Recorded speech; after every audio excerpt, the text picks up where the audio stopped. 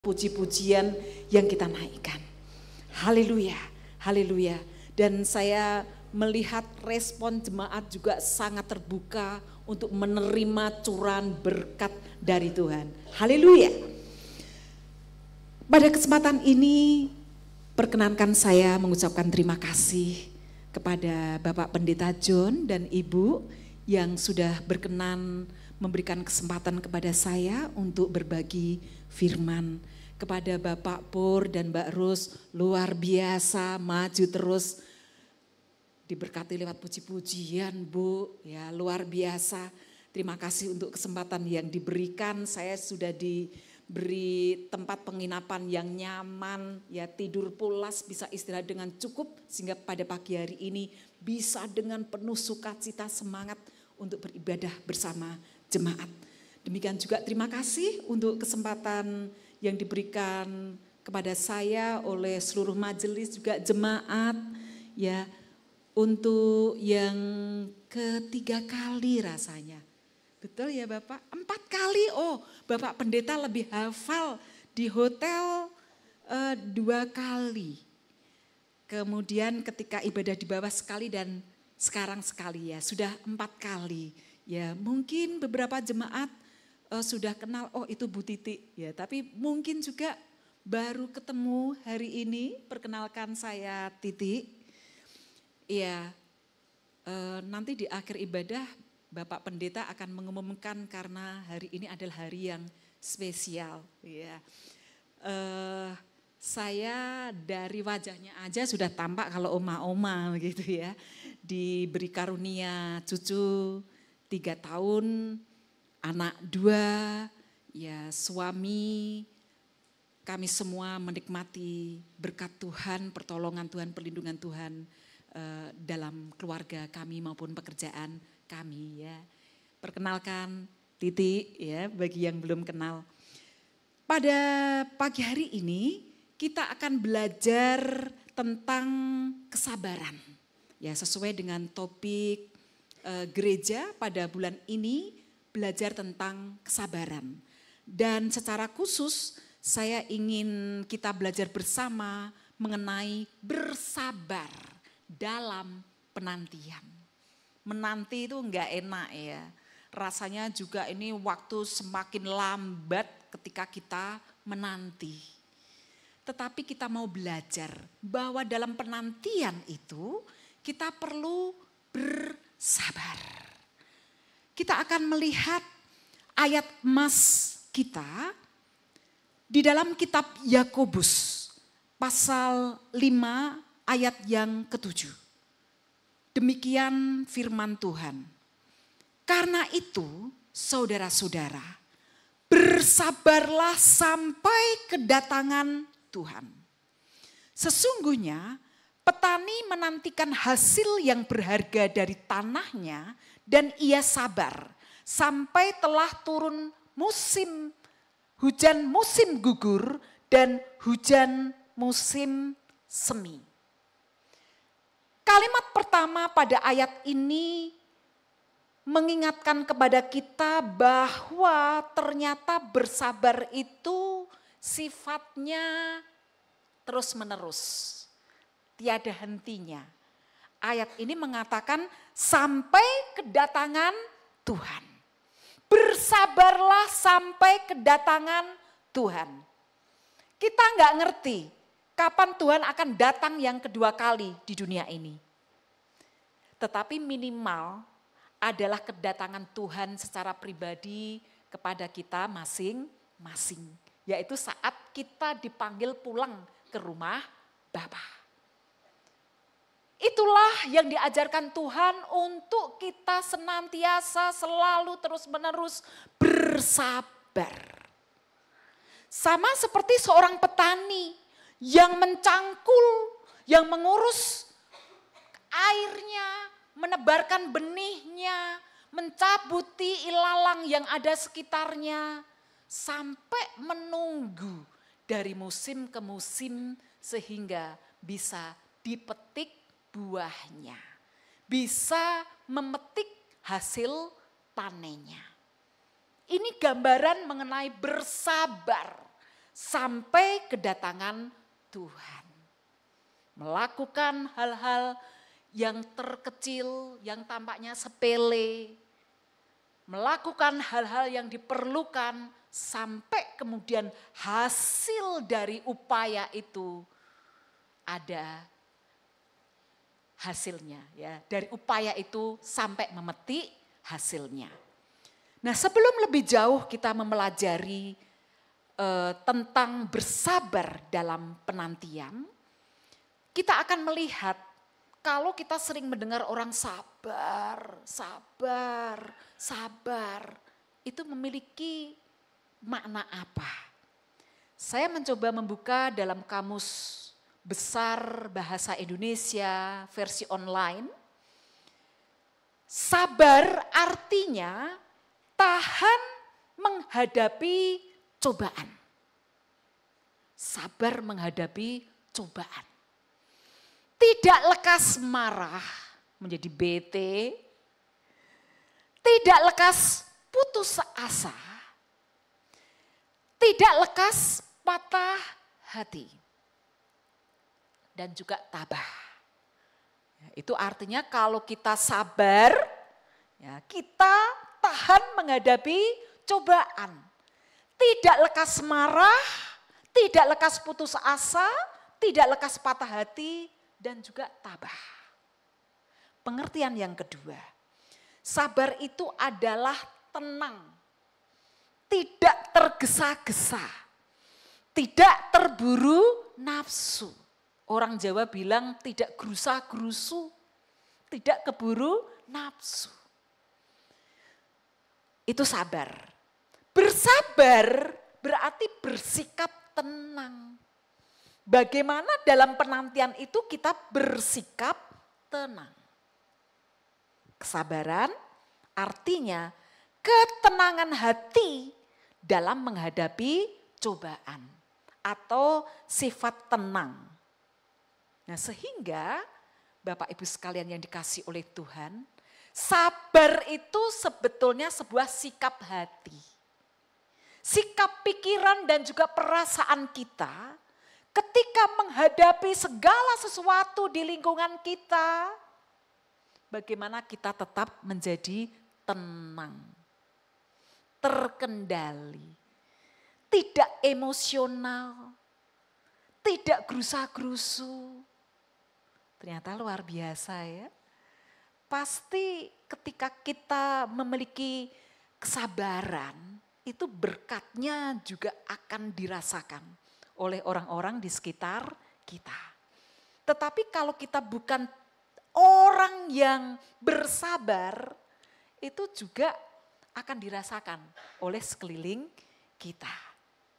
Nah, pada pagi hari ini tentu kita rindu untuk memiliki sikap hati yang diinginkan Tuhan, yaitu bersabar. Jemaat mau belajar tentang bersabar? Amin. Amin. Nah, hal yang kedua ya, setelah kita paham, berarti kalau orang bilang sabar, sabar itu sebetulnya menyangkut sikap hati yang tenang, yang terkendali, yang tidak mudah putus asa, yang tidak mudah menyerah. Sabar, begitu ya. Nah, hal yang kedua, apa pentingnya kita itu bersabar dalam penantian? Nah, ternyata kalau kita belajar dalam Alkitab, kesabaran itu merupakan salah satu bagian dari buah roh. Ya, buah roh. Ya, bukan buah-buah roh ya, tapi buah roh. Satu buah, tapi rasanya macam-macam. Ya, ada rasa kasih. Jadi dalam hidup kita ini ada rasa kasih yang menjadi karakter kita. Ada sukacita, ada damai sejahtera, ada kesabaran yang pagi ini kita akan pelajari. Ada kemurahan, kebaikan, kesetiaan, kelemah lembutan, penguasaan diri. Tidak ada hukum yang menentang hal-hal itu dalam Galatia pasal 5 ayat 22 sampai 23. Sehingga karena kesabaran itu merupakan salah satu karakter dari buah roh, itulah pentingnya setiap anak Tuhan memiliki karakter kesabaran. Sebagai wujud bahwa hidup pengiringan kita kepada Tuhan itu terus bertumbuh.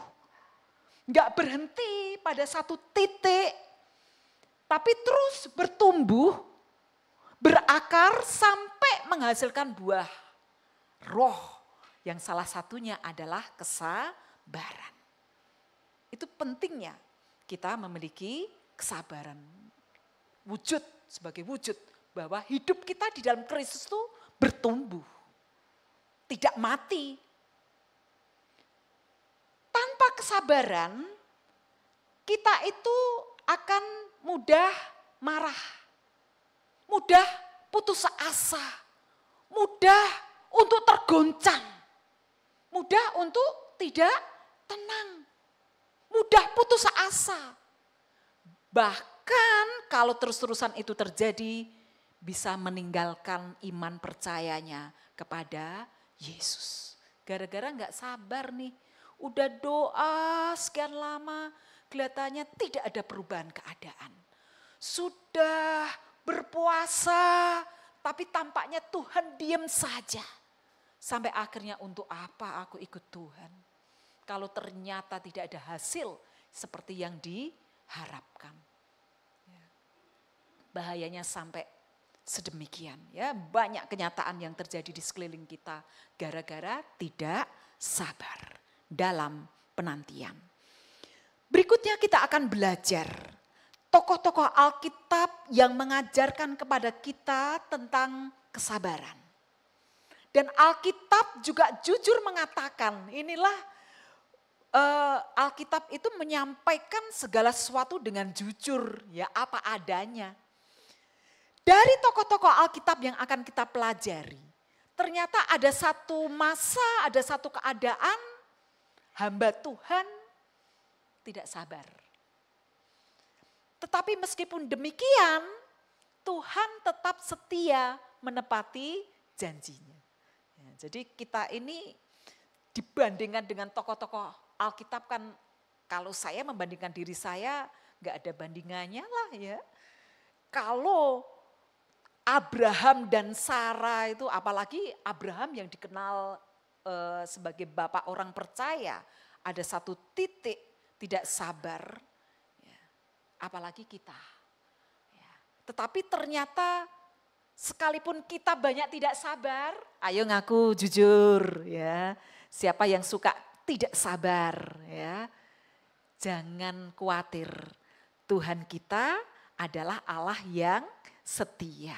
Sepanjang kita tetap nyangkut, tetap terhubung dengan Tuhan. Ketidaksabaran kita, Tuhan berkenan mengampuni dan tetap menepati apa yang menjadi janjinya. Tokoh yang pertama adalah Abraham dan Sarah. Ya, saya kira kita semua tahu, ya, ketika Abraham diberi janji untuk diberi anak, Abraham menunggu sampai 25 tahun. 25 tahun loh ya. Kalau seorang anak tumbuh usia 25 tahun itu sudah usia dewasa.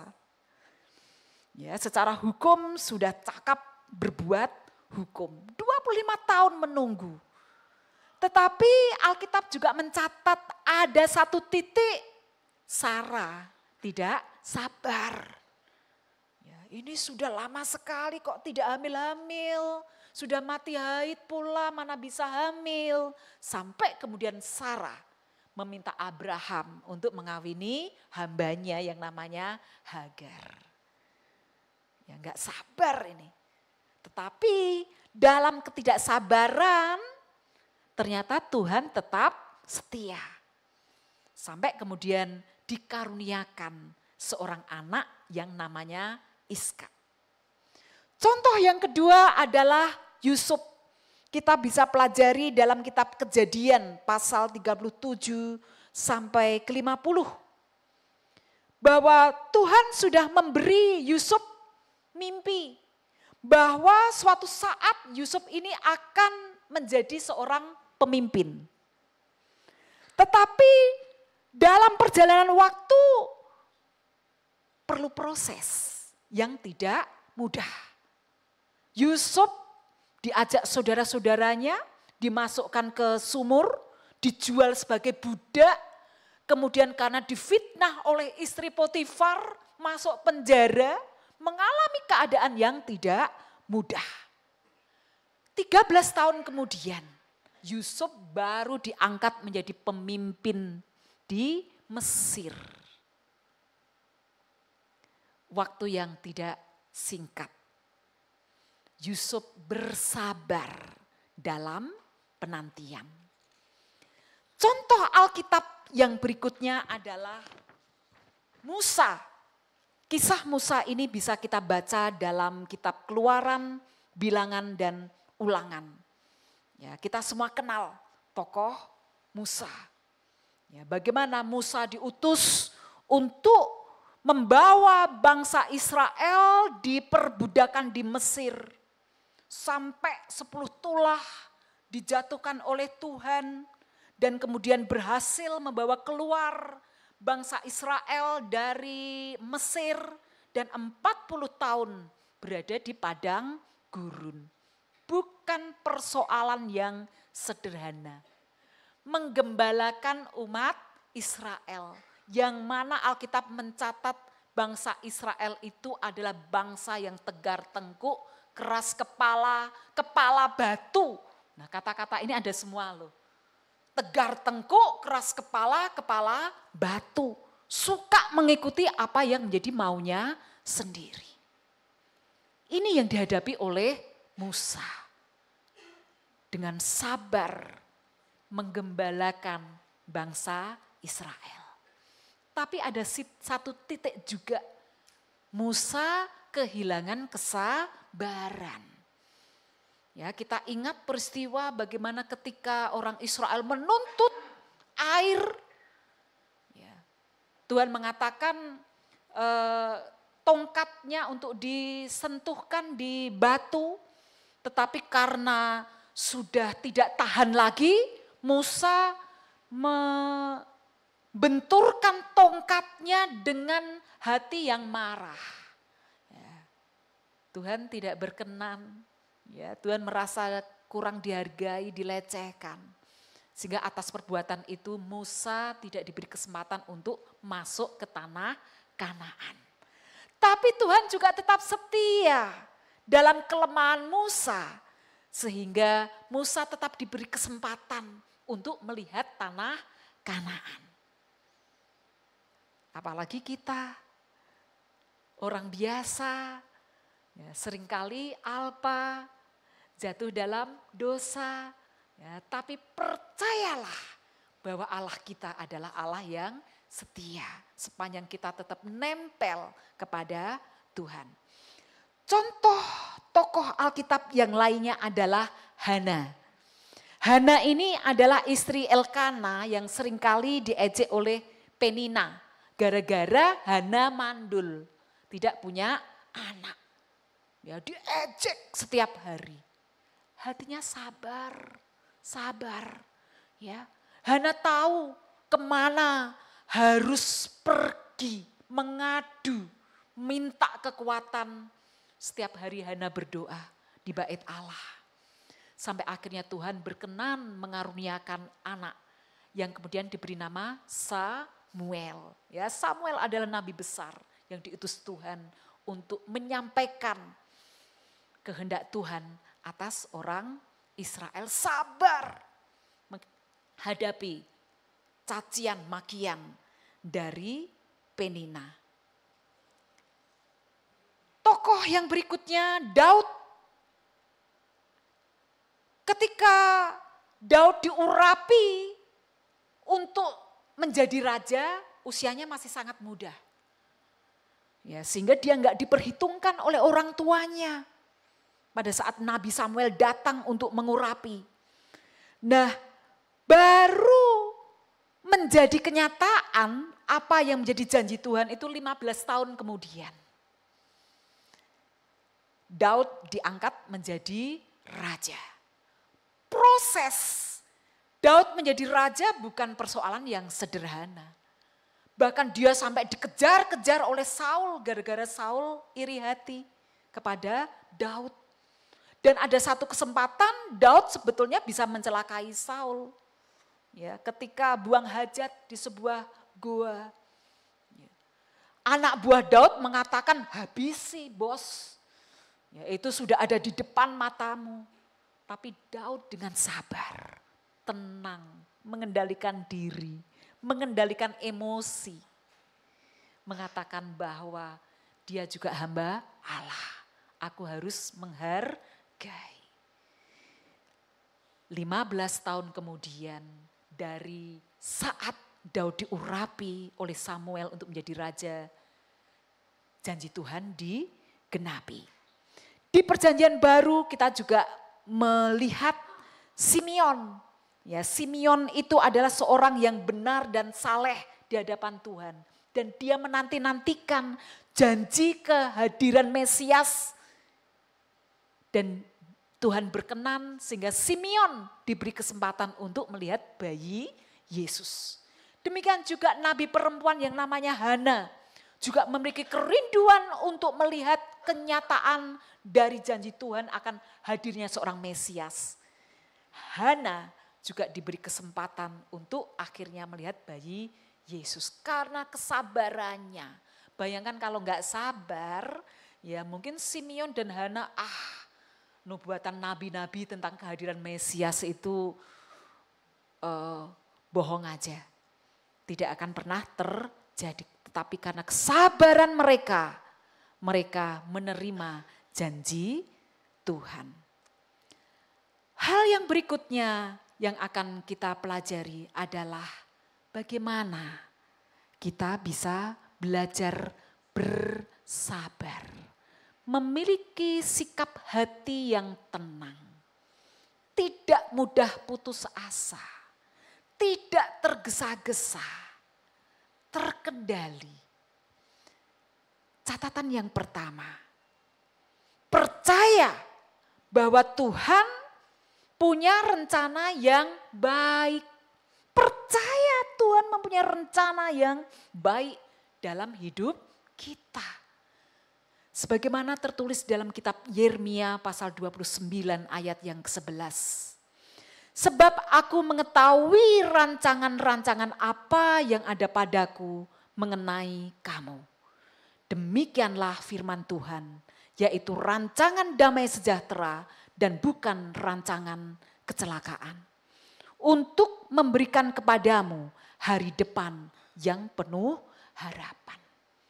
Saat kita menghadapi kenyataan tidak seperti yang kita harapkan, belum seperti yang kita doakan, kita mohonkan, tetap percaya bahwa Tuhan memiliki rencana damai sejahtera dalam hidup kita.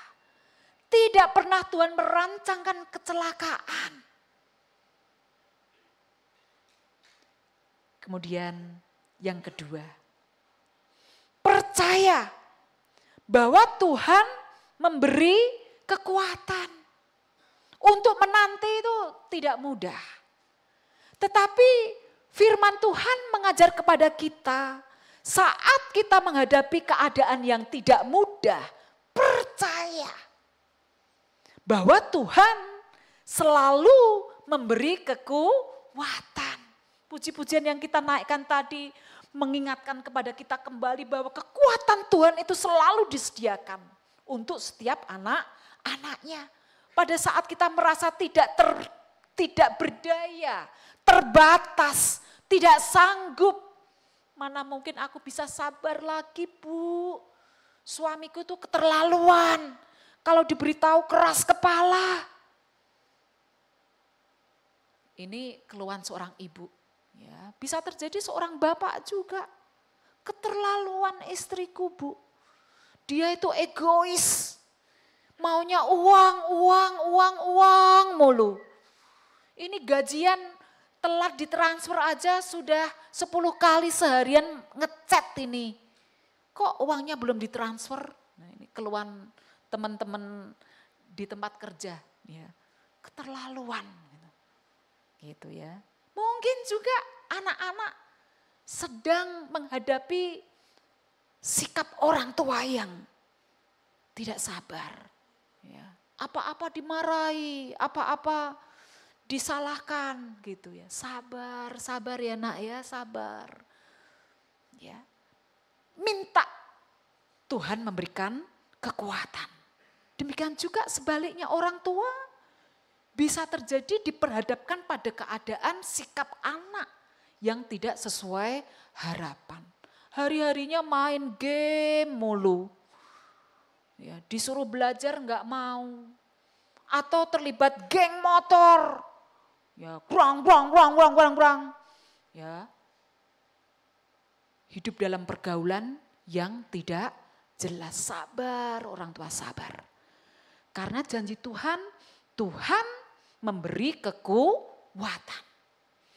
Filipi 4 ayat 13. Segala perkara dapat kutanggung di dalam Dia yang memberi kekuatan kepadaku. Bukan dengan kekuatan kita sendiri. Pada saat kita dituntut untuk bersabar dalam penantian, yakinlah apa yang dijanjikan Tuhan. Segala perkara dapat kutanggung di dalam Dia yang memberi kekuatan kepadaku. Cara yang ketiga, percaya bahwa semua akan indah pada waktunya. Semua akan indah pada waktunya. Pujian tadi juga mengingatkan Tuhan bekerja akan indah semuanya pada waktunya. Pengkhotbah 3 ayat 9a mengingatkan kita. Ia membuat segala sesuatu indah pada waktunya. Bahkan ia memberikan kekekalan dalam hati mereka. Ia akan membuat semuanya indah pada waktunya. Ya. Di ibadah pertama tadi Bapak dan Ibu Gembala mengumumkan kepada jemaat, ini saya spill ya. Selamat kepada Bapak Ibu Gembala yang sedang merayakan hari jadi perkawinan yang ke-45 tahun. Iya. Iya, kita berikan aplaus tepuk tangan ya, cinta kasih yang dari Tuhan 45 tahun Bapak Ibu. Saya tadi menghitung, aku sudah berapa tahun ya menikah. Pada Mei nanti usia ulang tahun perkawinan yang ke-34 tahun. Ya, itu selama menikah, pacarannya 6 tahun. Ya, berarti 4 tambah 6 tahun, 40 tahun. Ya.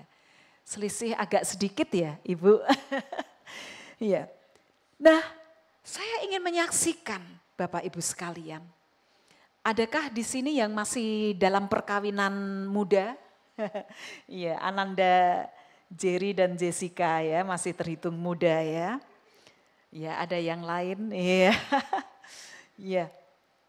34 tahun dalam perjalanan perkawinan bukan tanpa ujian dan tantangan.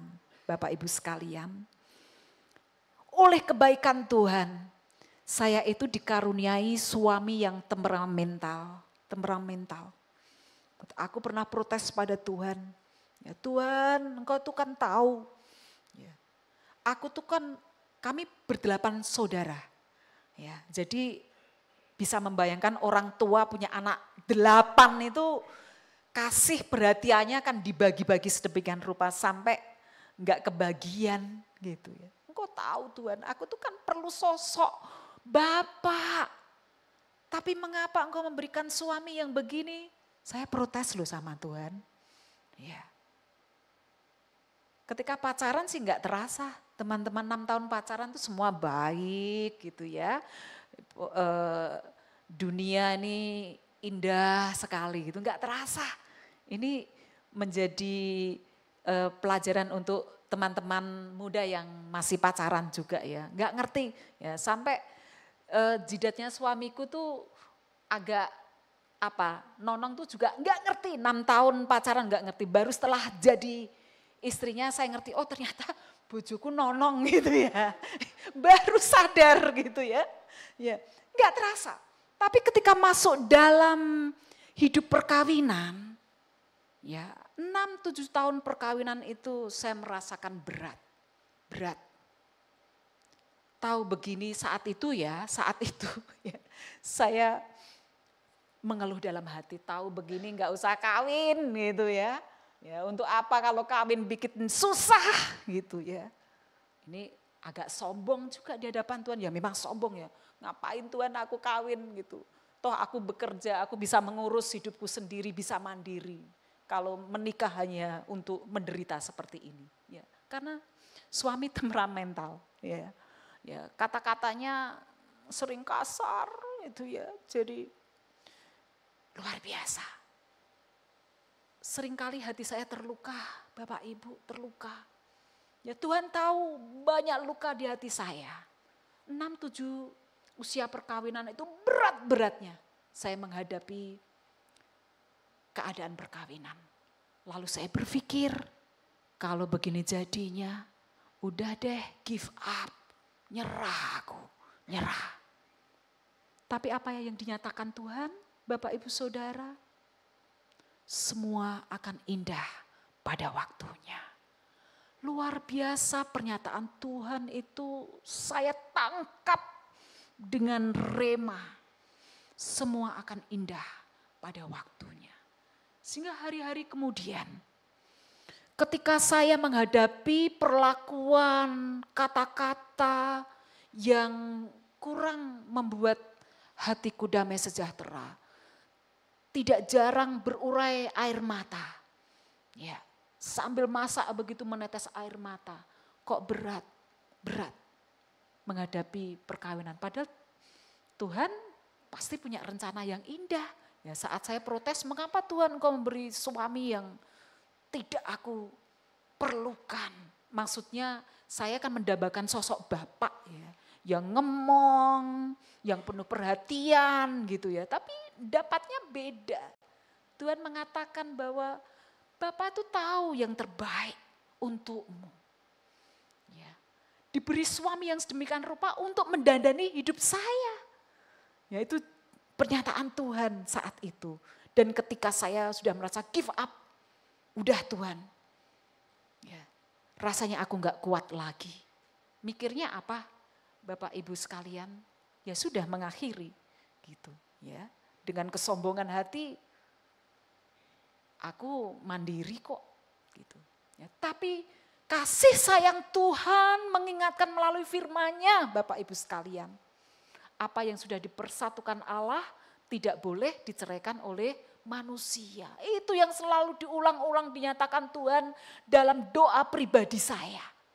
Sehingga ketika saya merasa sangat terluka menghadapi sikap suami itu, yang saya ingat Tuhan berjanji semuanya akan dibuat indah pada waktunya. Itu saya selalu pegang sebagai janji Tuhan.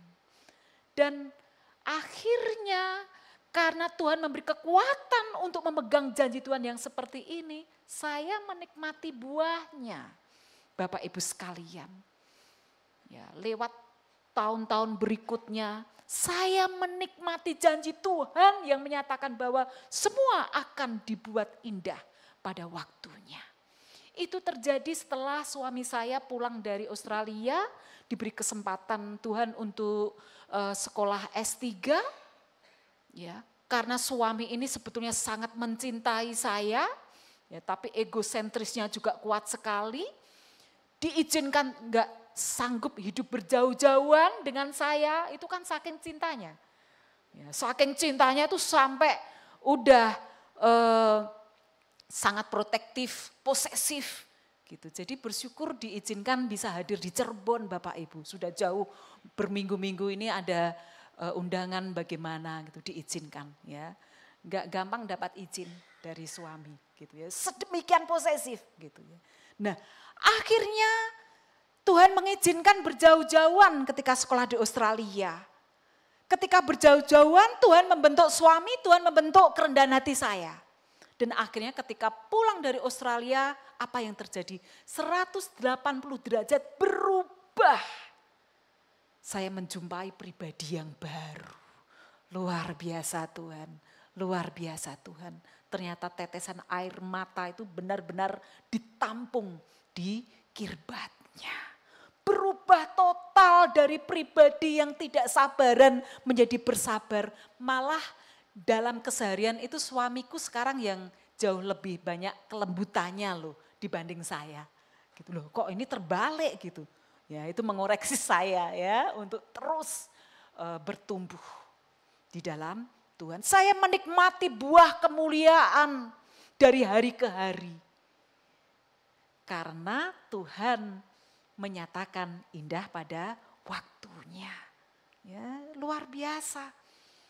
Akhirnya anak-anak juga diberkati, cucu diberkati, menjadi keluarga yang saya percaya sebagai kenyataan bahwa Tuhan bekerja di dalam keluarga kami. Puji Tuhan. Karena sabar dalam penantian dan memegang janji, Tuhan pasti membuat semuanya indah pada waktunya. Bayangkan kalau saya nggak sabar saat itu, ya pasti cerita hidup akan beda. Anak-anak juga akan beda.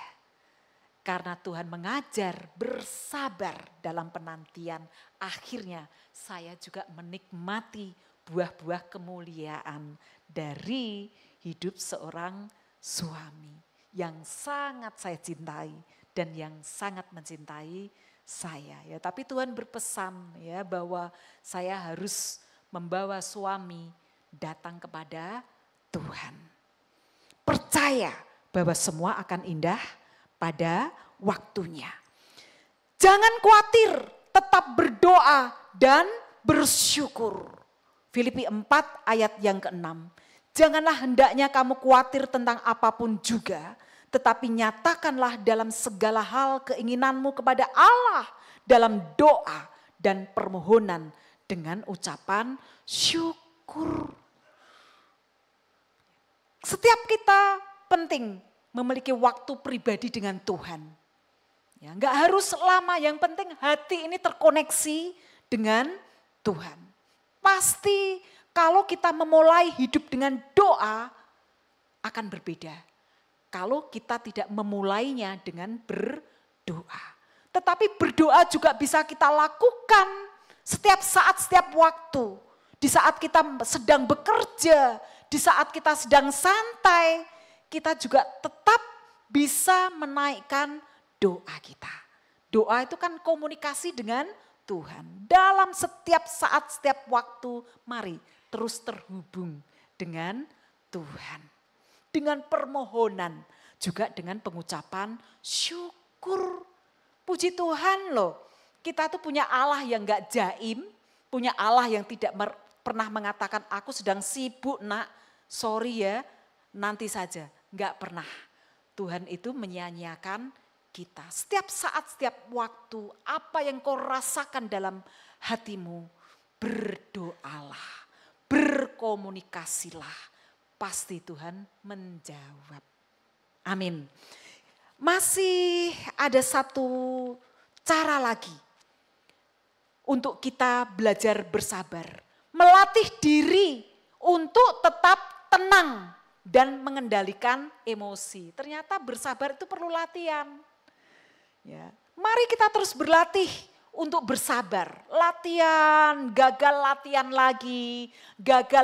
lagi sampai benar-benar kesabaran itu menjadi salah satu karakter hidup kita. Harus kita latih.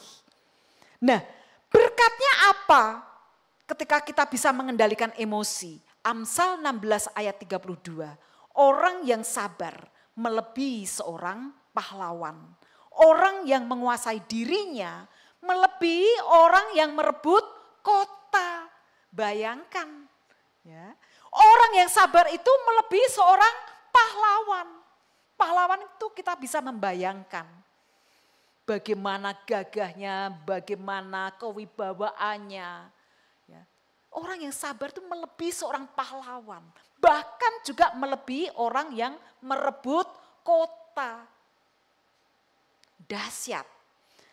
Nah, Amsal 25 ayat ke-28 juga mengingatkan, orang yang tidak dapat mengendalikan diri adalah seperti kota yang roboh temboknya. Horeg ya kalau saya bilang. Ya, kalau kita menghadapi orang yang tidak sabar itu seperti horeg dunia ini, tergoncang dunia ini. Oleh sebab itu biarlah kita meraih berkat Tuhan karena kita adalah orang yang sabar. Tuhan memberkati. Mari silakan tim musik dan WL singer naik ke atas. Ya saya ditanya punya request pujian apa begitu. Ya tadi saya diingatkan Mbak Rus, terima kasih Mbak Rus.